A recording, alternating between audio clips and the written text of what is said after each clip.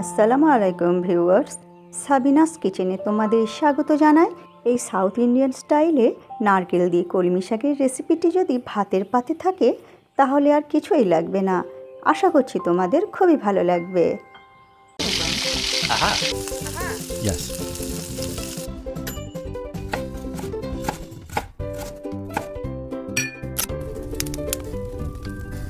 Wow. চুলাতে কড়াই বসিয়ে তেল দিয়ে দিচ্ছি অল্প করে, তাতে একটা শুকনো লঙ্কা ছিঁড়ে আর হাফ চামচ পাঁচফোড়ন দিয়ে আমি লাল করে ভেজে নেব।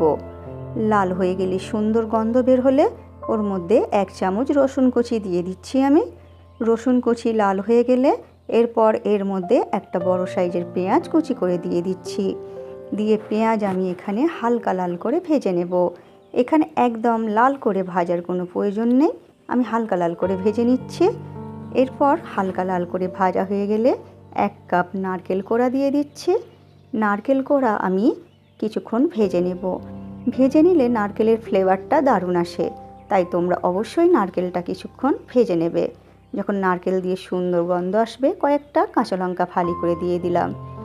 এরপর ওর মধ্যে এরপরে আমি দিয়ে দিচ্ছি কলমি শাক ছোট ছোট করে কেটে ধুয়ে পানি ঝরিয়ে নিয়ে দিয়ে দিচ্ছি। এরপর পরিমাণ মতো লবণ দিয়ে দিচ্ছি, দিয়ে ভালো করে নেড়ে দেব। নেড়ে দিয়ে এরপর আমি ঢেকে হতে দেব। এরপর শাকটা কিছুটা কমে এলে আবার আমি ঢাকনা খুলে কিছুক্ষণ নেড়ে দেব, দিয়ে আবার আমি ঢেকে হতে দেব।